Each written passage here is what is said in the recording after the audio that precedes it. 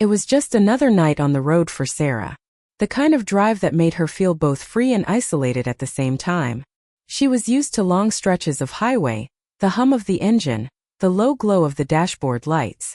She had been driving for hours, the headlights cutting through the dark like a knife through black silk. But tonight was different. There was something about the quiet that felt off. The clock on the dashboard blinked 2:17 a.m. She had passed through the small town hours ago, and now it felt like she was on a never-ending stretch of road, flanked by dense forests on both sides. Her phone had no signal, and the radio had been silent for the past 20 minutes, a constant static hissing in the background. She glanced at the rearview mirror. For a moment she thought she saw something, just a shadow moving. It was the kind of thing you might dismiss as a trick of the light or the fatigue of long driving. But it was there for an instant and her heart skipped a beat. "Stop being paranoid," she muttered to herself, shaking off the feeling. She focused back on the road ahead, her hands gripping the wheel tightly, the tires humming along the asphalt. But even as she tried to push the thought from her mind, she couldn't escape the feeling of being watched. Another mile passed.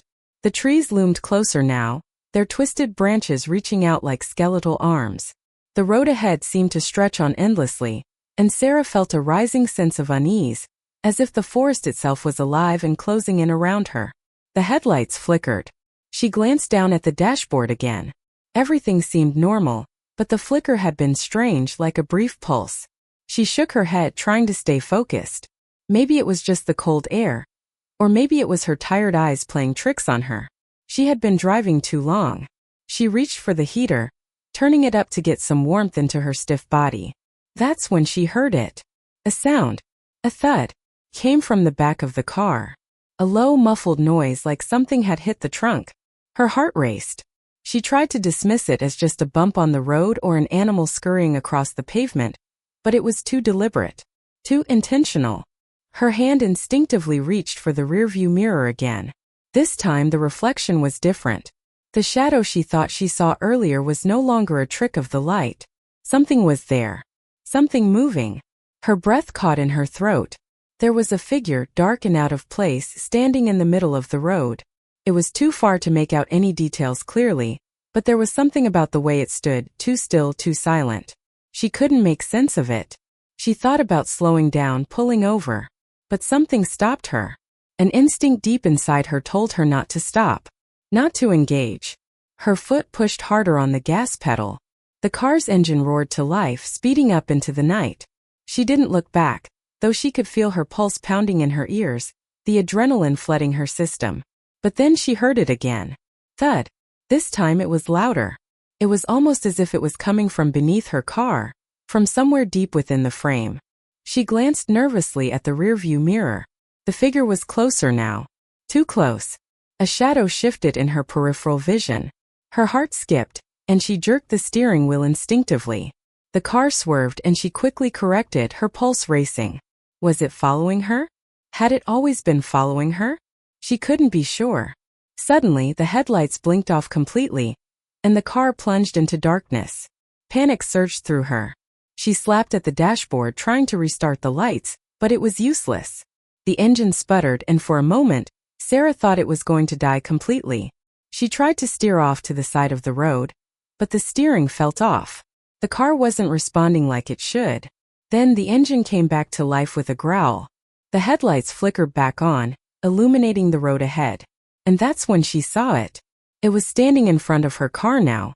Person, or at least what looked like a person. They were tall, unnaturally so, their arms long and thin, hanging by their sides. The figure was wearing tattered clothes, their face obscured by a hood or something darker. Sarah couldn't tell.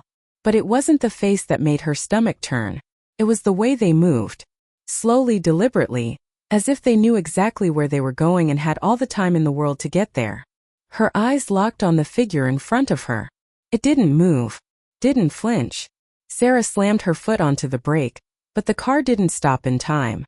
The car's tires squealed as it came to a halt, just inches away from the figure. For a moment everything was still. The world outside her window was quiet, except for the distant hum of the engine. She couldn't move. Couldn't breathe. She just stared at the figure through the windshield. The figure didn't look at her. didn't acknowledge her existence at all. A cold shiver ran down her spine. And then the figure slowly raised one hand, pointing directly at her. The moment that hand reached out, everything changed. The headlights flickered and died again. The car's engine sputtered, the dashboard lights flashing erratically. Sarah didn't hesitate. She threw the car into reverse, slamming her foot down on the gas. The tires screeched as she sped backward, heart pounding. She didn't even know where she was going anymore. All she knew was that she had to get away.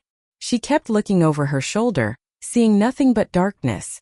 The car raced backward, the road behind her a blur of blackness. But the figure wasn't gone. The darkness began to shift, as if it had come alive. There was something moving in the shadows, moving faster than it should have been, closing the gap between her and the creature. Every inch of her body screamed to go faster, but the road was narrow, winding, and she couldn't risk swerving off the side. The last thing she needed was to crash. Then, through the rearview mirror, she saw it.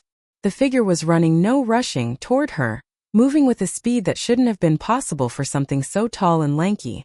It was gaining on her, its limbs twisting and contorting unnaturally as it got closer and closer. A surge of panic washed over her. She pressed harder on the accelerator, but the car was struggling. The engine sputtered once more, and Sarah could feel it losing power. She had no choice. She had to get out. Her heart pounded in her chest as she reached for the door handle, her mind a blur of panic. The creature, no things were closing in. Their presence now an overwhelming, suffocating weight in the air. She could feel the pressure mounting. The car's engine threatening to die at any moment. The rearview mirror showed the twisted figure rapidly gaining on her. It didn't look like a man anymore. It wasn't even human. She grabbed the door handle and yanked it open, her body slamming into the cold night air. The ground beneath her feet was uneven, and her shoes slipped on the gravel as she stumbled away from the car. Her thoughts were racing, her mind working furiously to find a plan. There was no way she could outrun it, no way she could fight it. It was too fast, too unnatural. All she had was the night, darkness, trees, and whatever instincts had carried her this far. The car behind her was still running, its headlights now casting eerie shadows across the road, but that didn't matter. Her only focus was the figure, which was no longer walking. It was hunting. The way its limbs jerked with an unnatural rhythm as it closed the gap between them, too fast, too erratic, sent a wave of nausea rising in her throat. Sarah had never felt so exposed, so vulnerable. The woods around her were silent except for the sound of her own panicked breathing, and the occasional rustle of leaves in the wind. She knew she had to move, had to find some kind of shelter or safe place. But all she saw were the trees, their dark silhouettes like silent sentinels, watching her every move. She turned her head, trying to make out the shadowy figures in the distance. They were everywhere, moving through the woods like ghosts. And then, in a moment of clarity, a thought pierced her panicked fog. The cabin. The cabin she had passed an hour ago. It was a small dilapidated building just off the road. She remembered it vaguely, one of those places that looked abandoned, forgotten by time. But she could use it. It was the only place she could think of, a place where she might stand a chance to hide. Without hesitation, she started running. Her feet pounded against the ground, each step a jarring reminder of her fear, but the adrenaline kept her moving. She pushed through the thick underbrush, the sharp branches scraping against her skin, leaving streaks of blood in their wake. She didn't dare look back. She couldn't afford to. Every muscle in her body screamed with exhaustion, but she couldn't stop. The cabin had to be close. She had to get there. The wind picked up, howling through the trees as she ran, almost as if the forest itself was trying to stop her. The trees seemed to close in tighter, their branches blocking her path, but she kept going. Her breath came in ragged gasps, and her lungs burned with the effort. Then finally she saw it, the cabin. It looked more run down than she remembered.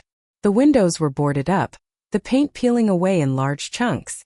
The door was hanging off its hinges, barely attached to the frame. It looked like it had been abandoned for years, if not longer. But it was still standing. I can make it, Sarah thought desperately, her legs aching, her vision blurry from fatigue. She reached the cabin, her hands trembling as she pushed the door open. The hinges creaked loudly, the sound echoing in the stillness of the night. Inside, the cabin was dark and damp, the air thick with the smell of mildew and decay. Her eyes adjusted to the gloom as she stepped inside, her body sagging with relief at finally being off the road. The door slammed shut behind her with a deafening thud. She winced but then froze. There was a sound, a creaking sound, like something was moving. Her heart leaped into her throat. The cabin was empty, at least it appeared that way. There were no signs of life, no other people, no other creatures. But there was something strange about the silence inside, something that felt wrong. It was then that Sarah noticed something she hadn't before. The floor was covered in strange symbols, carved into the wood with what looked like blood. Her mind raced, but the sheer exhaustion weighed heavily on her. She was too tired to think clearly. She had to lock the door. The thought of those things out there hunting her made her shudder. She turned to the door, reaching for the handle, but as her hand brushed against it, she froze. There was something on the other side. Something scratching. A sound like nails scraping against the wood. Sarah's breath caught in her throat, and she backed away slowly, her eyes darting around the cabin for any possible escape route. But there was nothing. The only window was covered in boards, and the back door had long since fallen off its hinges. She was trapped. The scratching grew louder. The creatures, those things, were outside. She heard them now, moving around the cabin, circling it, their footsteps soft but relentless. The air seemed to thicken, and the weight of their presence pressed in on her from all sides. Sarah's mind was racing. She was on the verge of hysteria, her body trembling from fear and exhaustion. She had no idea what she was dealing with, no idea how to survive this. She turned, trying to force her mind to think clearly, when she saw it. A shadow in the corner of the room. The figure. The same one that had been following her since she first saw it on the road. But now it wasn't standing still. It was moving. It was walking toward her, its long spindly arms stretched out, its fingers curled into claws. It didn't make a sound as it moved, but the air around it seemed to hum, vibrating with an unnatural energy. The figure stopped a few feet away from her, its face hidden in shadow. Sarah could feel her breath catching in her throat, her body frozen in place. And then the figure spoke. Its voice was low and guttural, like the rasp of someone who hadn't spoken in years. "You shouldn't have come here." The words lingered in the air, thick with a sinister weight. "You shouldn't have come here." Sarah's blood ran cold. She couldn't move, couldn't breathe, her body locked in place by an invisible force. The figure standing before her, it was so much more terrifying than the creature chasing her outside. This thing, this presence, was ancient, its aura wrapped in malevolence. The cabin seemed to hum with an oppressive energy, like the very walls were closing in on her. She wanted to speak, to shout, to demand answers. But the words caught in her throat, her voice swallowed by the fear gripping her. Her gaze remained fixed on the shadowed figure, its presence growing stronger by the second. There was something undeniably unnatural about it. Its movements, its posture, its very being. It didn't belong here. And yet here it was. The figure slowly raised its hand, long fingers extending toward her, the claws at the tips glinting in the dim light. Each motion felt deliberate, like the creature was savoring the moment, enjoying the terror in Sarah's eyes. Her instincts screamed at her to run, to get out of that cabin, to find a way to escape. But where could she go? The woods were crawling with those things. They were out there circling, waiting for any sign of weakness. And now this thing had trapped her inside. "You shouldn't have come here," the voice rasped again, sending chills down her spine. It wasn't just a warning. It was a judgment. The air in the cabin grew heavier, the silence deafening. The creature didn't move, but its presence seemed to fill the room, pressing in on Sarah from all sides. She could feel her pulse racing, her heart pounding in her chest like a drum. And then, as if sensing her desperation, the creature finally spoke again, its voice softer, almost soothing. "You're not alone, Sarah," it whispered. "You never were." Her breath caught in her throat. The name, it knew her name. She had never seen it before, had never spoken to it, and yet it knew who she was. The thought struck her like a bolt of lightning, shattering the last remnants of her control. The creature took a step forward, its long limbs moving with eerie grace. It was almost gliding, its body bending and twisting in unnatural ways, as though it was more shadow than substance. Sarah's instincts screamed at her to fight, to scream, to run. But she was paralyzed. The creature stopped just a few feet away from her, its eyes, if you could call them that, staring into hers. But there were no eyes. Just a blank, empty void where eyes should have been, as though the creature's very existence defied the laws of nature. The darkness in its face was consuming, swallowing everything in its path. Sarah felt herself swaying, her legs growing weaker with each passing second. She had to escape. She had to survive. But she was trapped. There was no way out. Then, as if sensing her thoughts, the creature spoke again, its voice almost playful now. "You've already crossed the line, haven't you?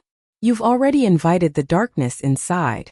Its words didn't make sense, but Sarah's mind was unraveling, her thoughts swirling in a haze. She couldn't focus. She couldn't understand. She wanted to scream, but the words wouldn't come. "You're one of us now," the creature said, its voice dripping with malice. It took another step forward, and this time Sarah couldn't hold back any longer. Her body reacted without thinking, her legs moving in a frantic, instinctual attempt to escape. But as she turned to flee, her foot caught on the floor, and she stumbled forward, crashing to the ground. The figure was immediately upon her, its long fingers curling around her wrist like a vice. It yanked her upward, its strength far beyond anything human. She gasped, struggling against its grip, but it was useless. The creature was too powerful. "No!" she whispered, her voice barely audible. She was trembling, her body racked with fear. She wanted to scream, but the words wouldn't form. The creature's head tilted slightly, as if considering her. "You're afraid, aren't you?" it said, its voice so soft that it almost sounded like a caress. "You shouldn't be. We're all part of the same darkness." Sarah's breath quickened, her pulse pounding in her ears. The creature's words made no sense, but they felt so familiar, so real. She felt as though something deep inside her, something primal, was awakening. But she didn't want to listen. She didn't want to hear it. Her body went numb, as if the creature's presence was draining her will to fight. But even through the overwhelming terror, she couldn't help but wonder. What did it mean? What darkness? "You'll understand soon," the creature whispered. "In time you'll become like us. And then you'll see." Before she could respond, the creature pushed her roughly away, and she stumbled back, barely able to keep her balance. The impact knocked the wind out of her lungs, and she gasped for air, clutching her chest. She could feel something changing, something stirring within her, but she couldn't explain it. The figure stepped back, its silhouette fading into the shadows. "It's already begun," it said, its voice echoing as if it were coming from all directions. Sarah's mind was racing. What had begun? What was happening to her? She looked down at her hands, expecting to see some sign of transformation. But nothing had changed. Nothing visible. Yet she felt different. She felt the darkness creeping closer, suffocating her thoughts, taking control. Suddenly, the sound of scratching returned, louder this time. The creatures outside were coming closer. The figure, whatever it was still watching her from the shadows, its presence lingering like a heavy fog. She had to act. She had to survive. With one final desperate glance at the creature, she turned and ran for the back door. She didn't care where it led, just that it was an escape. The cabin's floor creaked beneath her feet, the air thick and oppressive. She could hear the creatures outside now, moving toward the door. She wasn't alone. As Sarah reached the back door, she swung it open with all her strength, her heart in her throat. The night air hit her like a blast, cold and fresh. But it wasn't enough. She didn't make it. Before she could step outside, a hand reached out and grabbed her from behind. As Sarah felt the grip tighten around her, she gasped, her breath cut off by the strength of the unseen force pulling her back into the cabin. Her body slammed against the wooden frame of the back door, sending shockwaves of pain through her. She twisted, fought, but the hand, cold and unyielding, held her firmly in place. She was pulled back inside, her heart racing as she stumbled on the floor, landing hard against the ground. Her limbs ached, her chest was tight from the fear and the exertion, but she could still hear the creatures outside, still feel the presence of the thing lurking in the shadows. The words echoed in her mind. "It's already begun." Panic surged again, and Sarah scrambled to her feet, her eyes wild with terror. She had to get out. She had to escape. But the creature was faster than her. "You can't run, Sarah. The voice came again, softer this time, like a whisper in her ear. There's no escape. Her heart clenched, the blood in her veins turning to ice as she spun around, only to see the figure standing in the doorway once again. It was impossibly close, too close. The shadowy presence was looming over her, its void-like eyes locking with hers. There was no way out now. The very air felt thick with the tension of the coming end. And then a strange sense of calm swept over her, almost as if she was accepting her fate. She couldn't fight it any longer. The darkness, the creatures, the feeling of being hunted. This was her reality now. You've always known the truth, haven't you? The figure said, its voice almost tender, as though speaking to a child. It's just you didn't want to believe. The words were like a blow to the chest. She didn't want to hear it. She didn't want to understand. But deep down she knew the truth. Her past, the moments leading up to this terrifying night, they were all connected. Why me? She managed to whisper, her voice trembling. She barely recognized it, the sound so weak, so broken. The creature tilted its head again, as if considering her question. Because you were always meant to be here, Sarah. You've been marked for a long time. This is where your story ends. But don't worry. Its voice grew softer, almost soothing. It's not the end, just the beginning. The figure moved closer, and Sarah didn't resist. She couldn't. Her limbs felt heavy, like they were no longer her own. The darkness was pulling her under, and she could feel it, creeping into every corner of her mind, her body, her soul. She couldn't see the creature's face, only the shadows that danced around it, but she could feel its eyes, those empty voids fixated on her. She closed her eyes, unable to look at it any longer. She didn't want to see it. She didn't want to be part of whatever it was offering her. But it was too late. She was already lost. Welcome to the family, Sarah. The last thing she felt was the cold hand on her shoulder. Then the world went dark. The creatures outside the cabin, their grotesque forms moving silently among the trees, heard the final whispers of Sarah's life fade away. But it wasn't the end for her. The forest was never kind to those who ventured too far into its depths.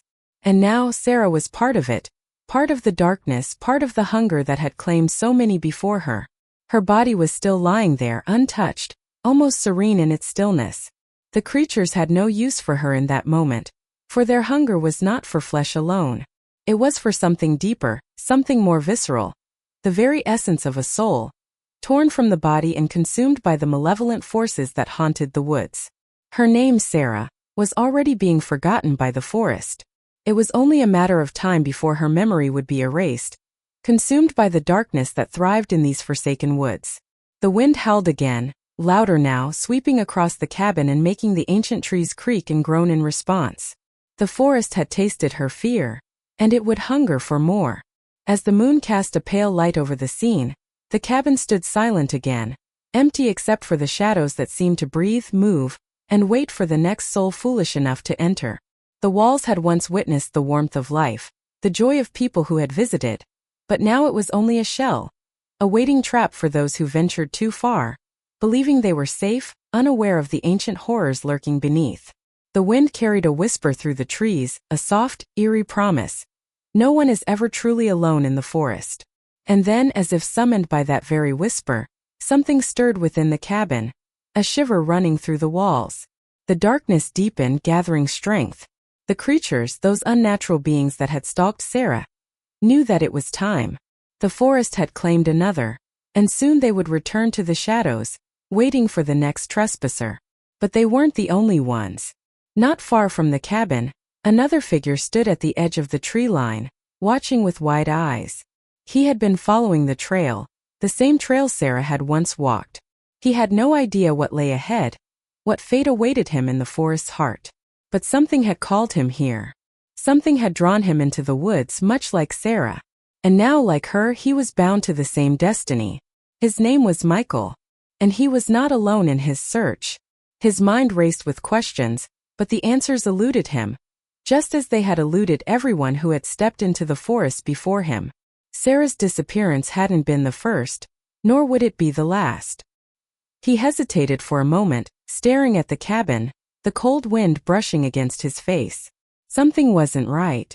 He could feel the air thick with an unseen presence, the weight of it pressing down on him, making his heart race.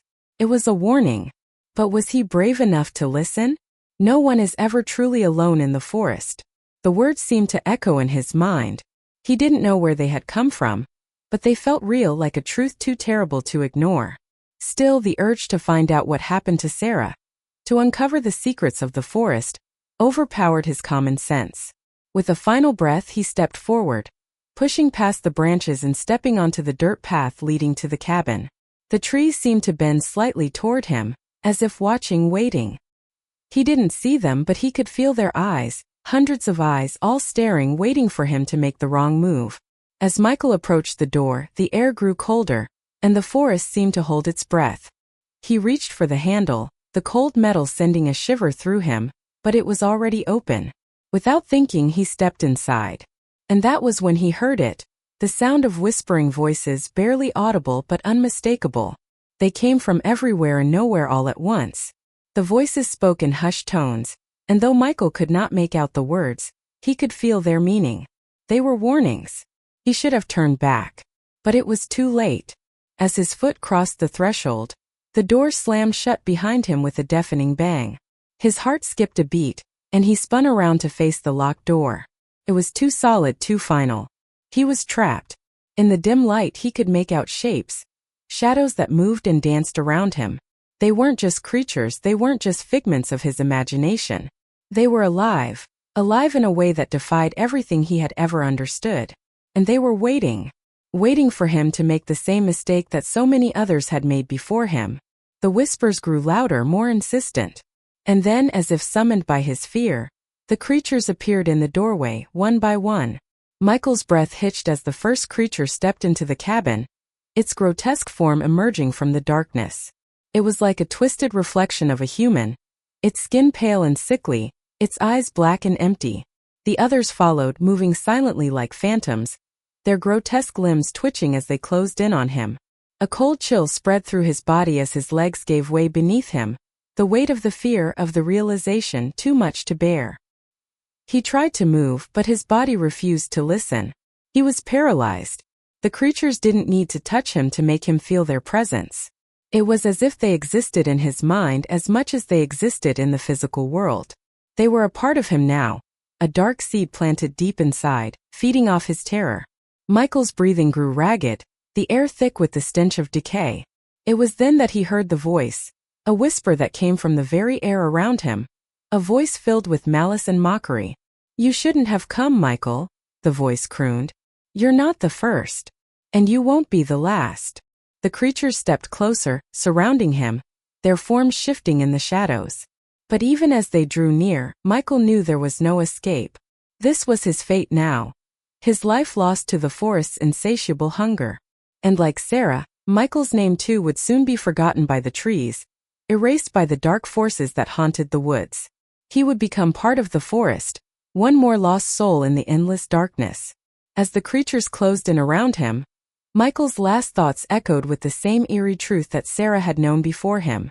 No one is ever truly alone in the forest. And then the wind carried the whispers of their names into the night, a promise that the forest's hunger would never be sated. The darkness would always find new souls to claim.